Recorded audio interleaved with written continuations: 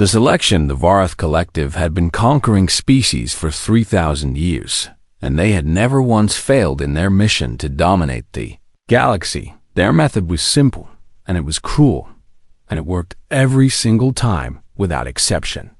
They would find a new species, and they would study them from the shadows, and then they would capture the weakest individual they could find, and they would break that individual in front of cameras while the entire species watched helplessly. It crushed the spirit of every civilization they encountered, and it made surrender inevitable. Because if the weakest among you could be destroyed so easily, then what hope did anyone else have? Commander Kethrax of the Varth warship Dominion had performed this ritual 17 times, and 17 species now served the collective as slaves and laborers, and he saw no reason why the 18th would be any different. The humans were new to the galactic stage, and they were soft, and they were small, and they had only been traveling between stars for 200 years, which was nothing compared to the ancient Varth. When the Dominion intercepted the human cargo vessel called Meridians, hope it was like a predator finding easy prey in the darkness.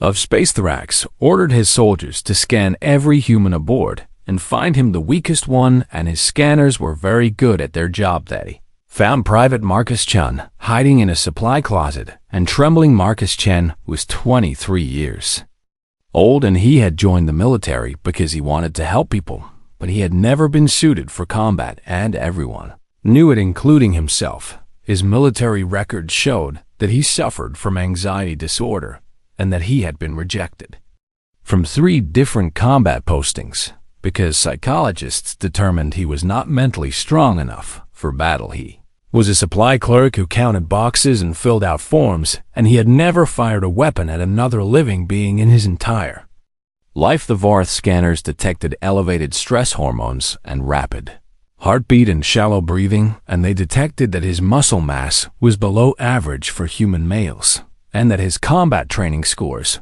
were the lowest on the entire ship. Commander Kethrax looked at the scan results, and he made a sound that was the Varth equivalent of laughter. This was perfect, and this was exactly what he needed. His soldiers dragged Marcus Chung from the cargo vessel while the other humans screamed and fought and tried to stop them, but the Varth were stronger and better armed, and the humans could do nothing but watch as one of their own was taken. Marcus was thrown into a cell on the Dominion, and he curled up in the corner, and he shook with fear because he knew what the Varth did to prisoners. Everyone in the galaxy knew what the Varth did to prisoners. But there was something the Varth did not know about humans, and there was something they had failed to research in their arrogance. They did not know about Article 7 of the Human Colonial Charter. This law had been written 200 years ago, when humanity first ventured into space, and it had been written by people who remembered the darkest chapters of human history.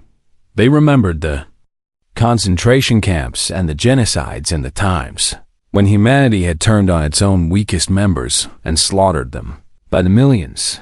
They remembered the guilt and the shame and the horror of discovering mass graves filled with people who had been deemed expendable, and they had sworn that humanity would never allow such things to happen again. Article 7 stated that any hostile action taken against any human prisoner would be considered an attack on all of humanity, and that the response would be total and immediate and without any limitations whatsoever. It did not matter if the prisoner was a general or a private, and it did not matter if they were strong or weak, and it did not matter if they were important or seemingly insignificant. Every human life was declared equal under Article 7, and every human life would be defended with the full force of the entire species. The politicians had tried to bury this law because they knew how extreme it was, and they knew that other species would call it barbaric and disproportionate, but the military had insisted and the people had demanded it, and so Article 7 remained in the charter as a promise and as a warning. When Marcus Chun's distress beacon activated as he was dragged from the Meridians, a signal went out across human space at faster than light speeds. The Signal reached military command stations, and it reached civilian authorities, and it reached every human vessel within a dozen star systems, and on every ship and every station. And every colony, the same words appeared on screens: ARTLA-7 activatemen. Prisoner taken by hostile forceful vessels. RSBOND Commander Kethrax had no idea that this signal had been sent, and he had no idea that ships were already changing course. And he had no idea that he had just made the worst mistake in the entire history of the Vorath Collective. He looked at Marcus Chun trembling in his cell, and he saw weakness, and he saw fear, and he saw an easy victory. He did not see what Marcus Chun actually was. Marcus Chun was not just a scared supply clerk with anxiety problems. Marcus Chun was a human being, and that meant he was protected by 400 billion other human beings who had made a promise to never abandon their own, no matter how weak or scared or insignificant they might seem.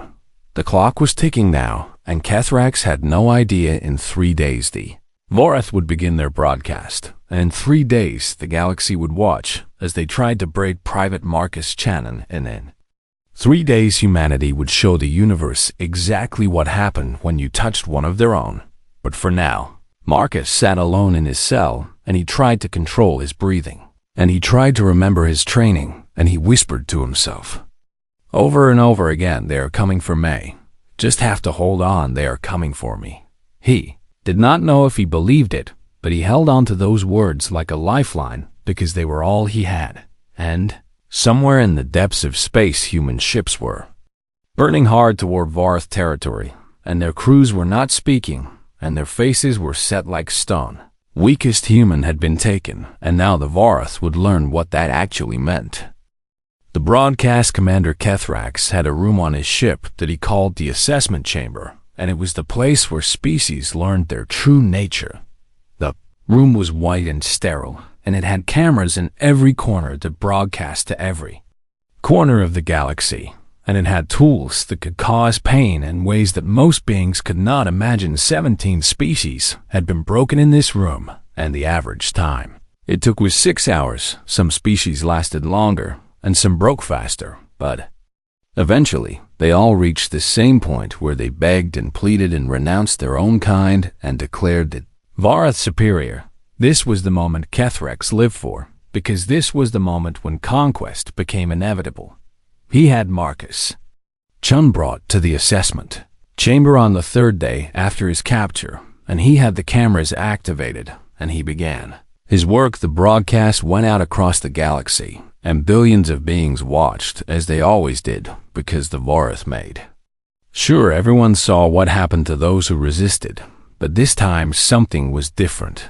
This time 7 billion humans were watching too. They watched in bars and in living rooms and in military bases and in hospitals and in schools where teachers had tried and failed to block the feed. They watched with faces that showed no expression at all, and they watched with hands that gripped whatever was nearby until their knuckles turned white. Vorath hurt Marcus Chun in ways that do not need to be described, and Marcus screamed, and he begged, and he wept, and Vorath thought this meant they were winning. They did not understand humans at all.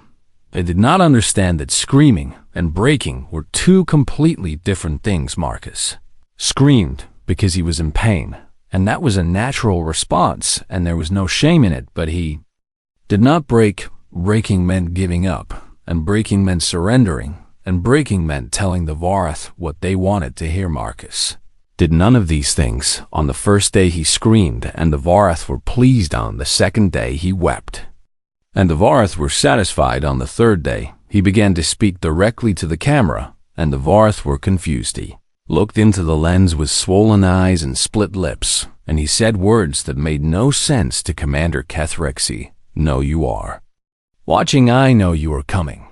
Tell my mother I did not break. Tell her I did not give them anything." The Vorath did not understand why a prisoner would speak to a camera as if he expected rescue, because no rescue had ever come for any of their prisoners. In 3,000 years, they continued their work. On the 4th day, Marcus laughed. It was a terrible sound, and it was broken and pained, but it was still laughter, and Kethrax felt something he had never felt before in the assessment chamber. He felt uncertain. Why is this human laughing? He demanded. Marcus looked at him with eyes that had seen too much pain, and he smiled with broken teeth, and he said, Article 7 is active. Now you have no idea what is coming for Yaukith. Rax did not know what Article 7 meant, and he did not care, because he was the conqueror of 17 species, and he was not afraid of anything. Ordered his soldiers to increase the intensity. On the 5th day, Marcus stopped screaming entirely. This was not because the pain had stopped, and it was not because he had grown numb. It was because he had found something inside himself that he had never known existed. He had always thought he was weak, and his record said he was weak, and everyone had told him he was weak, but now he understood that weakness and strength were not the same as fear and courage.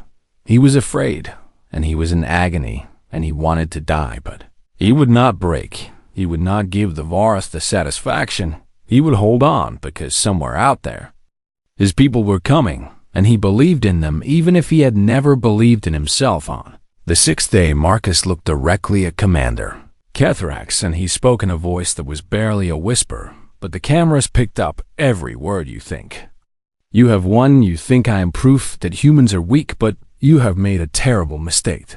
Vorath Commander leaned close, and he asked what mistake he had possibly made. Marcus smiled again, and blood dripped from his lips, and he said, You showed the universe that you heard us. You showed my people what you are capable of, and now they are going to show you what they are capable of. Kethrax laughed because this was absurd, and this was the desperate rambling of a broken mind. Except Marcus was not broken across human space.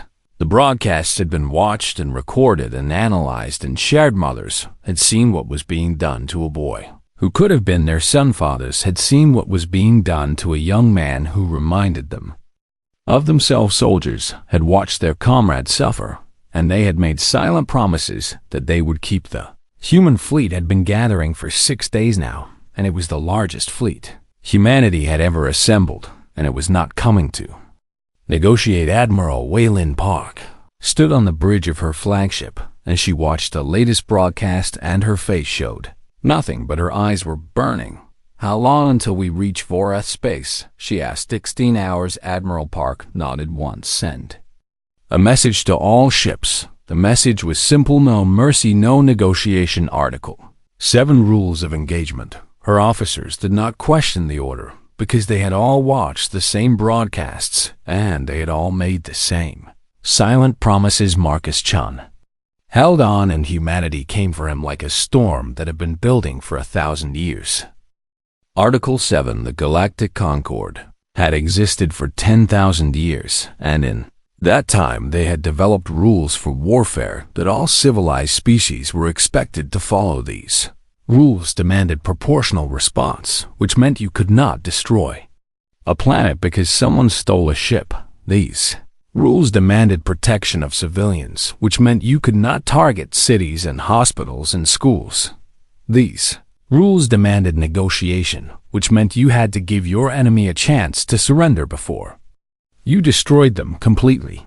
Humanity had signed every single one of these treaties when they joined the galactic community, and they had promised to follow every single rule, but buried deep in their own charter was Article 7, and Article 7 did not care about galactic law. The diplomats had tried to hide it, and the politicians had tried to soften its language, and the lawyers had tried to add exceptions and limitations, but the military had refused, and the people had refused, and so Article 7 remained exactly as it had been written 200 years ago. Full text was only 3 sentences long. Any hostile action taken against a human prisoner of war, regardless of rank or station, shall be considered an attack upon the collective human species. Response shall be total and immediate, and without limitation, until such time as the prisoner is recovered or confirmed deceased. All responsible parties shall be rendered permanently incapable of repetition. Those 3 sentences were the most terrifying words humanity had ever written, and they had written them about themselves. They had written them because they knew what they were capable of. Human history was filled with horrors that made other species physically ill when they learned about them. Humans had built camps specifically designed to murder millions of their own kind, and they had done it with industrial efficiency. Humans had dropped weapons on their own cities that vaporized 100,000 people in a single flash of light. Humans had enslaved each other and tortured each other and committed genocides against each other for reasons as trivial as the color of their skin or the name of their god. Every single time these horrors had happened, it was because someone had decided that certain humans were less valuable than others. The weak and the sick and the different and the vulnerable had been declared expendable, and once that declaration was made, the killing became easy. Article 7 was humanity's promise that they would never make that declaration again. Every human was valuable. Every human was protected. Every human was worth the full force of the species. It did not matter if you were a general or a private. It did not matter if you were a genius or a fool. It did not matter if you were strong or weak or brave or terrified. You were human, and that was enough. The Vorath had studied human military capabilities, and they had studied human technology, and they had studied human biology, but they had not studied human history, and they had not read the human colonial charter, and they had not understood what Article 7 meant. Commander Kethrax received the first sensor report 16 hours after Marcus Chen made his final statement to the camera ships. Incoming, he was told by his sensor officer. The commander was not concerned because ships came and went, and the Vorath had the fourth largest fleet in the galaxy. How many ships? He asked. Sensor officer was quiet for a long moment, and when he spoke, his voice was strange. All of them. Commander Kethrax did not understand. What do you mean, all of them? The sensor officer turned to look at his commander, and his face was pale. The humans have sent their entire fleet. Every ship. They have military vessels and civilian vessels and cargo ships and passenger liners. All of them are coming here. Kethrax still did not understand because this made no sense. No species had ever committed their entire fleet to rescue a single prisoner, and no species ever would, because it was tactically insane. You must be wrong, he said. The sensor officer shook his head. I am not wrong, Commander. There are over 40,000 vessels approaching Vorath space, and they are not slowing down, and they are not responding to any communication attempts. They will arrive at our homeworld in 6 horse. Kethrax felt something cold settle in his stomach. This was not possible, and this was not rational, and this was not how war was supposed to work. He opened communication channels, and he tried to contact the human fleet, and he tried to negotiate, and he tried to threaten.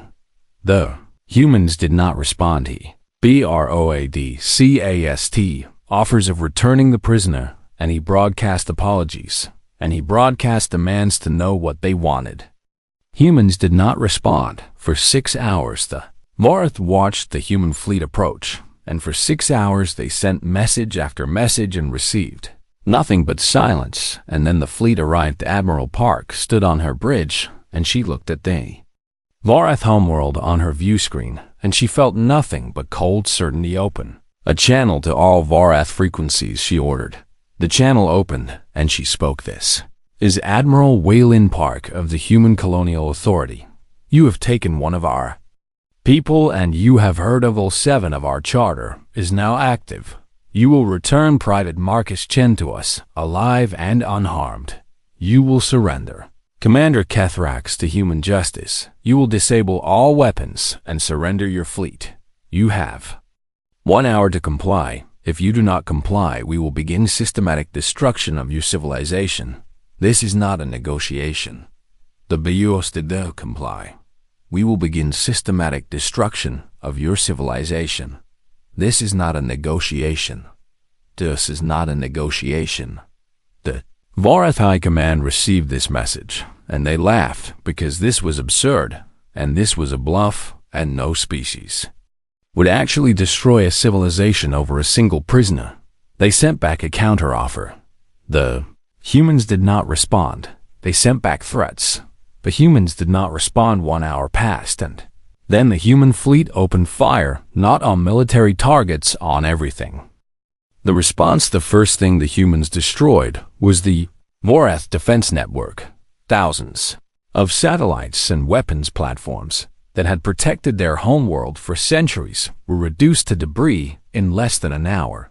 The Vorath fleet tried to respond, but they were outnumbered, and the humans fought with a ferocity that no species had ever witnessed before. Ships that should have retreated pressed forward. Captains who should have valued their own survival instead rammed their vessels into enemy formations. Pilots who were injured and dying stayed at their controls until the very end. Vorath had never seen anything like it, and they did not understand what was happening. This was not how rational beings fought wars. This was how animals fought when their young were threatened. The defense fleet was destroyed in 3 hours, and then the humans turned their attention to the planet below. The second thing they destroyed was the power grid, every power station and every transmission line, and every energy storage facility on the Vorath homeworld went dark at the same moment. Billions of Vorath suddenly found themselves without electricity and without heat and without the technology they had depended on for thousands of years. The third thing they destroyed was the communication network. Every satellite and every broadcast tower and every relay station was targeted and eliminated. The Vorath could no longer talk to each other, and they could no longer coordinate, and they could no longer call for help. The fourth thing they destroyed was the water treatment infrastructure. This was when the other species watching started to feel genuine horror. The humans were not just defeating the Vorathi, were dismantling their entire civilization. A diplomatic vessel from the Ryshan Confederacy jumped into the system and broadcast an urgent message demanding that the humans cease their attack immediately. Admiral Park responded with a single transmission. Article 7 is active. Remove your vessel from the engagement zone. You have 3 hours to comply. The Ryshan ambassador was an experienced diplomat who had negotiated peace between dozens of species, and he was not accustomed to being dismissed. He demanded to speak with whoever was in charge, and he demanded an explanation for this unprecedented violence, and he demanded that the humans remember their treaty obligations. Admiral Park appeared on his view screen, and her face was completely calm and completely empty. Ambassador, she said, I will explain this once. We do not negotiate while our people are in pain. Every hour the private Chun remains in Vorath custody, we will destroy another piece of their civilization. This is not strategy. This is not tactics. This is simply what we are. The ambassador tried to argue about proportionality and about galactic law and about the rights of civilians. Park cut him off. You are concerned about Vorath civilians. I am concerned about a 23-year-old supply clerk who has been tortured for 6 days. When he is returned to us alive, and when Commander Kethrax is in our custody, we will stop. Not before day. Ambassador tried one more time. Surely you cannot hold an entire species responsible for the actions of one commander. Park leaned forward and her eyes were like ice. We hold ourselves responsible for the actions of every human.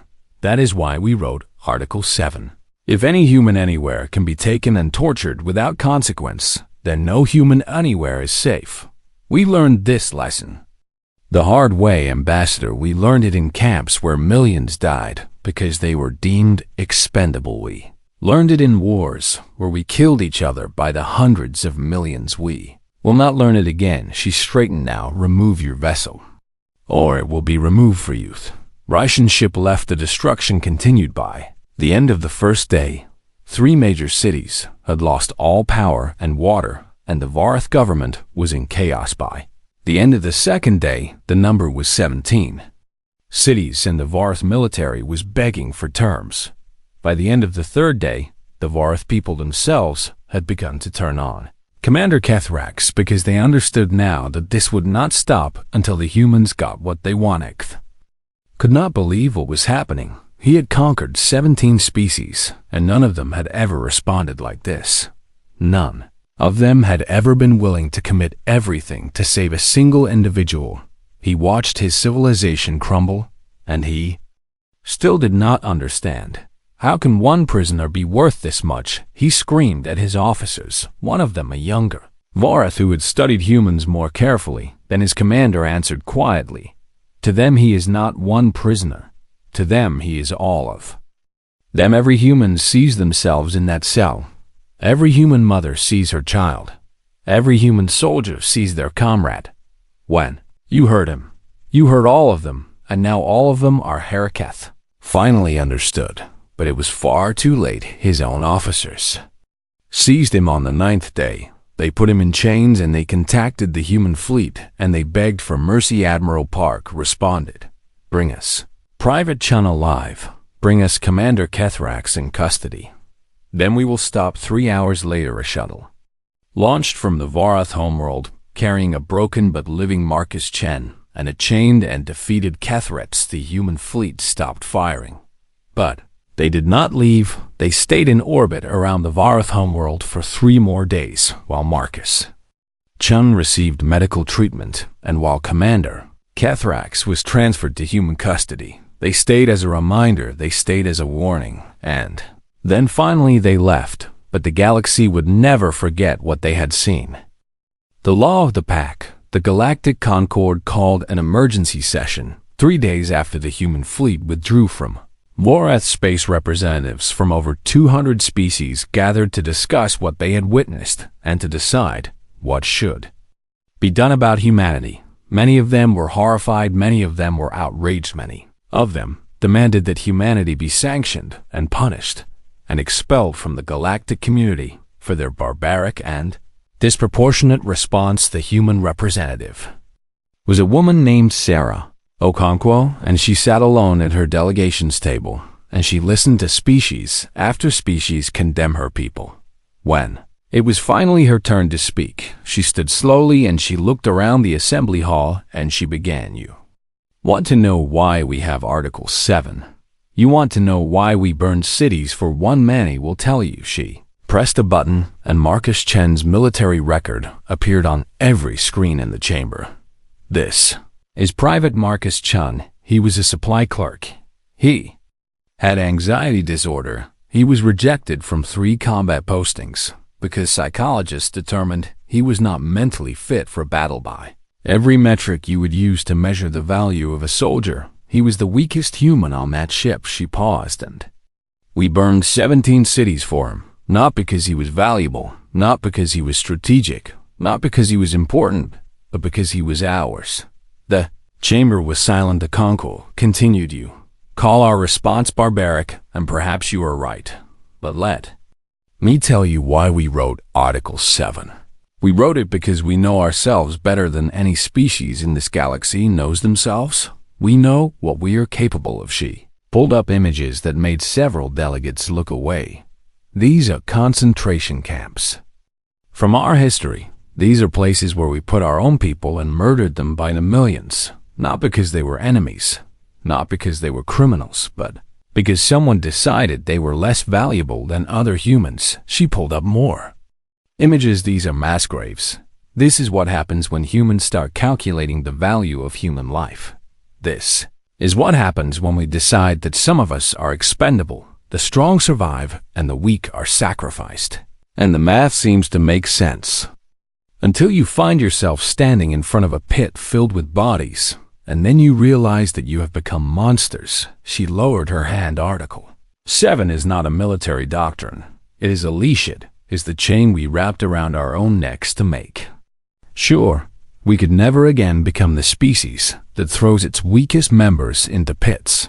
When any human becomes expendable, then all humans become expendable. Learn this lesson in blood and fire, and we will not forget." A delegate from a species called the Kethver stood and demanded to speak. "You killed billions of Vara civilians for one man. How Is that not the same as the atrocities you describe? Okonkwo turned to face him. We did not kill billions, we destroyed infrastructure we made there. Lives difficult and uncomfortable, and we shattered their economy, but we specifically avoided mass casualties. The Varath dead from our attack number in the thousands, not the billions. We are not incapable of restraint. She paused. That we are incapable of abandonment. There is a difference between destroying a species and teaching them a lesson they will never forget. We chose the lesson. Another delegate spoke up. What if the prisoner had died before you could rescue him? Mokanso's expression did not change. Then we would have continued until those responsible were destroyed, not their species.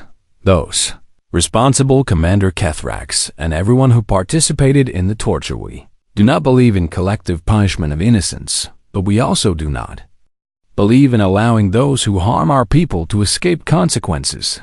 The assembly hall was quiet for a long moment. Finally, the Speaker of the Concord asked the question that everyone was thinking. What would you have us learn from this representative? Okonkwo, human woman, looked around the chamber one final time. Learn that we protect our own, all of our own. The weakest and the strongest. Bravest and the most afraid. The valuable and the seemingly insignificant. Every human being has 400 billion siblings who will come for them if they are taken. This is not a threat. This is simply a fact about our species. She gathered her materials. I suggest you never test. Article 7 again, and then she left. The assembly sat in silence for a very long time. Months later, Marcus Chun was discharged from the military with a full pension and a medal that he never wore. Went home to Earth and he tried to live a normal life. But normal was hard. Now he had nightmares about the assessment chamber, and he flinched at loud noises, and sometimes he woke up screaming in the middle of the night. The doctors said he had something called post-traumatic stress disorder, and they gave him medication and therapy, and told him it would get better with time. Some days he believed them, and some days he did not. But there was one thing that helped more than any medicine or any therapy when he walked through space stations. People he had never met would stop what they were doing. They would look at him, and they would nod. Some would salute, some would simply say thank you for holding on. At first, Marcus did not understand why they were thanking him. He had not done anything heroic, he had just survived, but slowly he began to realize what he meant to them. He was proof that no human was expendable. He was proof that the promise of Article 7 was real. He was proof that even the weakest among them would never be abandoned. And that meant something to people. It meant everything to people. One day an old woman stopped him on the street, and she took his hands and she looked into his eyes. You held on, she said with tears running down her face. My grandson is in the fleet, and every time he goes out into space I am afraid. But now I know that if anything happens to him, his people will come. You proved that. Thank you. Marcus did not know what to say. He had never felt like a hero. He had felt like a scared kid who got lucky. But maybe that was the whole point. Maybe heroes were not the people who were never afraid. Maybe heroes were the people who were terrified and who held on anyway.